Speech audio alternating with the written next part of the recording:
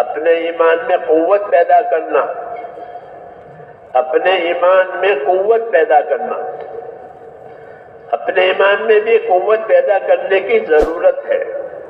ایک تو ایمان باپ دادوں سے ملا ہے اور ٹھیک ہے، لیکن اس پر گزارا کرنا، اس پر قناعت کرنا یہ صحیح نہیں ہے، بلکہ اپنے ایمان میں قوت پیدا کرنی ہے۔ مولانا الیاس صاحب رحمۃ اللہ علیہ اس کام کے بارے میں فرماتے تھے کہ ہمارا یہ کام ایمان کی تحریک ہے، ایمان کی تحریک ہے، انہیں ایمان کو حرکت میں لانا ہے، ایمان کو قوت میں لانا ہے، اپنے ایمان کو حرکت میں لانا، اپنے ایمان کو قوت پیدا کرنا۔ کہ ایمان کی قوت سے کیا ہوگا؟ ایمان کی قوت سے کیا ہوگا؟ کہ ایمان کی قوت سے یہ ہوگا کہ اللہ کے فرائض ادا ہوں گے۔ ہاں، اللہ کے فرائض ادا ہوں گے۔ اگر ایمان میں قوت نہیں ہے تو پھر اللہ کے فرائض کے ادا کرنے میں آدمی پیچھے رہ جائے گا۔ ہاں، پیچھے رہ جائے گا، کوتاہیاں ہوگی، سستیاں ہوگی۔ کیوں؟ کہ ایمان میں طاقت نہیں ہے۔ جس طرح بدن میں طاقت نہ ہو تو زندگی کی ضروریات پورا کرنے میں آدمی لاچار ہو جاتا ہے۔ کیوں؟ کہ اس کے بدن میں طاقت نہیں ہے، اس کے بدن میں طاقت نہیں ہے۔ جی ہاں، تو بدن کی طاقت سے بدن کی ضرورتیں پوری ہوتی ہیں، بدن کی طاقت سے بدن کو راحت ملتی ہے۔ ایسے ہی میرے دوستو، ایمان میں طاقت آنے سے جو ایمانی ذمہ داریاں اللہ تعالیٰ نے ہمارے اوپر رکھی ہے وہ ایمانی ذمہ داریاں پوری ہوگی، ایمان میں طاقت پیدا ہونے کی وجہ سے۔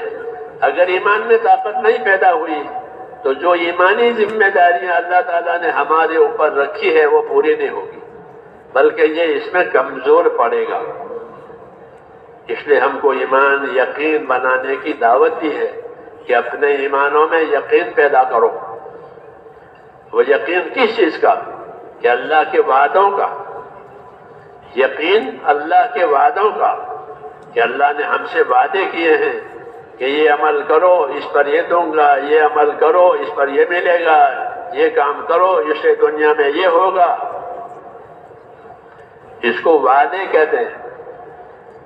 ہاں، تو اللہ کے وعدوں کا یقین پیدا ہو کہ ہم عمل کریں گے اور اللہ تعالیٰ ہم کو یہ دیں گے۔ تو ایک تو ایمانوں میں یقین پیدا ہونا، کہ یقین آدمی کو اطاعت کی طرف لے جاتا ہے۔ جس چیز کا یقین پیدا ہوگا اس چیز کی طرف آدمی جائے گا۔ مال کا یقین ہوگا تو مال کمائے گا، کہ مال سے سب کچھ ہوتا ہے تو آدمی مال کماتا ہے۔ عہدوں سے سب کچھ ہوتا ہے تو آدمی عہدے کماتا ہے۔ زمین جاگیر سے سب کچھ ہوتا ہے تو اس کی فکر میں لگتا ہے۔ جس چیز کا یقین ہوتا اس کی طرف آدمی جاتا ہے۔ اس لیے دین کی دعوت میں بھی یہ ہے کہ اللہ کے وعدوں کا یقین پیدا کرو، اللہ کے حکموں میں کامیابی کا یقین پیدا کرو۔ جب اللہ کے حکموں میں کامیابی کا یقین پیدا ہوگا، اللہ کے وعدوں کا یقین ہوگا، تو آدمی اللہ کے حکموں کی طرف جائے گا اور حکموں کو پورا کر کے اپنی کامیابی لے گا۔ ہاں، ایمانی تحریک کا مطلب یہ ہے، ایمانی تحریک کا مطلب یہ ہے کہ ایمان حرکت میں آوے، ایمان قوت میں آوے۔ ہاں، بدن اپنے نفع کے لیے حرکت میں آتا ہے، بدن اپنے نفع کے لیے قوت خرچ کرتا ہے۔ ایسے ہی ایمان کہ اپنے ایمانی نفع کے لیے، ایمانی ذمہ داریوں کے لیے ایمان میں قوت پیدا کرنی ہے۔ جب ایمان میں قوت پیدا ہوگی تو ایک تو یہ ہوگا کہ اللہ کے فرائض ادا کرے گا، یہ تاثیر ہے اس کی، کہ ایمان میں طاقت آئی، اللہ کا خوف پیدا ہوا، اللہ کی باتوں کا یقین پیدا ہوا۔ ایمان کے قوت کا یہ مطلب ہے کہ اللہ کا خوف پیدا ہوا، یقین پیدا ہوا، تو اللہ کے فرائض پورے کرے گا۔ ہاں، اللہ کے فرائض ادا کرنے کے لیے ایمانی قوت ضروری ہے۔ دوسرا، اللہ کے حرام سے بچنے کے لیے بھی ایمانی طاقت ضروری ہے۔ اگر اللہ کی ایمانی طاقت نہیں پیدا ہوئی ہے تو حرام سے بچنا آسان نہیں ہے، کیونکہ حرام میٹھا بھی ہوتا ہے، حرام میٹھا ہوتا ہے، حرام بہت ہوتا ہے، اس لیے آدمی للچاتا ہے، اس کو اپنی راحتیں حاجتیں اسی میں نظر آتی ہے۔ اگر ایمانی طاقت نہیں ہے تو حرام سے نہیں بچے گا، مشکل پڑے گی۔ اس نے کہا کہ اپنے ایمانوں میں قوت پیدا کرو، ایمان کی دعوت سے، ایمان کی محنت سے، اور اپنی دعاؤں سے اپنے اندر ایمان کی طاقت پیدا کرو۔ اپنے اندر ایمان کی طاقت پیدا کرو کہ اللہ مجھے ایسا ایمان دے کہ جو پلٹے نہیں۔ اللہم آتنی ایمانا لا یرتد، اے اللہ مجھے ایسے ایمان یقین دے کہ اصلی مقصد سے زندگی نہ پلٹے بلکہ اس پر قائم دائم ہو جائے۔ اللہم آتنی ایمانا لا یرتد ویقینا لیس بعدہ کفر، اور مجھ کو ایسا یقین دے تیرے وعدوں کا، تیرے حکموں کا، ثواب عذاب کا، ایسا یقین دے کہ اس یقین کے بعد پھر کفر نہ ہو۔ بعض مرتبہ یقین بھی ہوتا ہے اور کفر بھی ہوتا ہے۔ یقین ہے کہ صحیح تو یہی ہے، حق یہی ہے، لیکن آدمی اپنی نفسانیت کی وجہ سے اپنے آپ کو اس حق کا تابع نہیں کرتا بلکہ اس کے خلاف کرتا ہے۔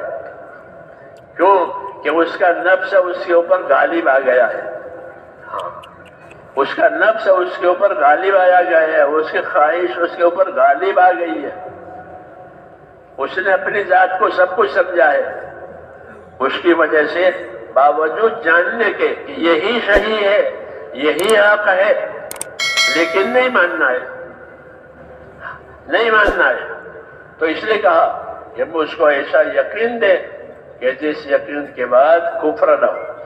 ابو جہل یہ کہتا تھا رسول صلی اللہ علیہ وسلم کے بارے میں کہ میں بالکل یہ جانتا ہوں کہ یہ آدمی جو کچھ کہتا ہے صحیح کہتا ہے۔ ہاں مغیرہ ابن شعبہ ایک مشہور صحابی ہیں، یہ دونوں کھڑے تھے، باتیں کر رہے تھے، حضور صلی اللہ علیہ وسلم کا گزر ہوا، حضور نے ان کو دعوت دی۔ آپ کا تو کام ہی یہی تھا، جہاں موقع ملا، جہاں سہولت ہوئی، نئی سہولت ہوئی، آپ اپنی دعوت دیتے رہتے تھے۔ آپ کو اللہ نے داعی بنایا تھا، مبلغ بنایا تھا کہ دعوت دو، اور جو دعوت قبول کرے اس کو اللہ کے احکام پہنچاؤ۔ اللہ کے احکام پہنچانے کا نام تبلیغ، نبی کے طریقوں کے پہنچانے کا نام تبلیغ۔ تو پہلے دعوت ہوتی ہے پھر تبلیغ ہوتی ہے۔ آپ نے ان کو دعوت دی کہ ابو الحکم، اس کو ابو الحکم کہتے تھے، اے ابو الحکم ہماری بات قبول کر لو، ہماری بات مان لو۔ تو وہ کہنے لگا کہ ابھی تک آپ نا امید نہیں ہوئے ہیں، کتنا عرصہ ہو گیا کہ ہم آپ کی بات کو ٹھکراتے ہیں، آپ کی مخالفت کرتے ہیں، ابھی تک آپ نا امید نہیں ہوئے۔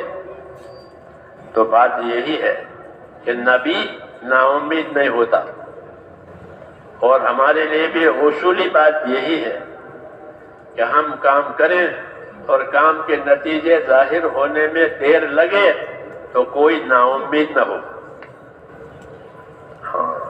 بلکہ اپنے کام کو پورا کرنے کی ہمت کریں۔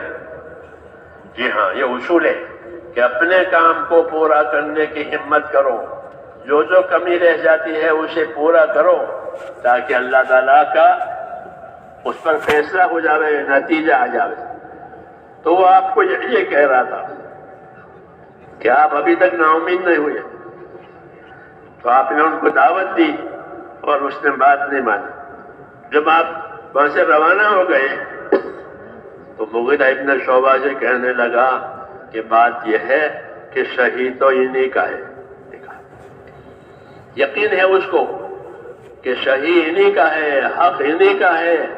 جو کچھ رہے 40-50 سال سے سن رہے ہیں، کبھی کوئی بات غلط نہیں کہی، کوئی عمل غلط نہیں کیا، کوئی حرکت قابل اعتراض نہیں ہوئی، شہید تو انہی کا ہے، لیکن ماننا نہیں ہے، ماننا نہیں ہے۔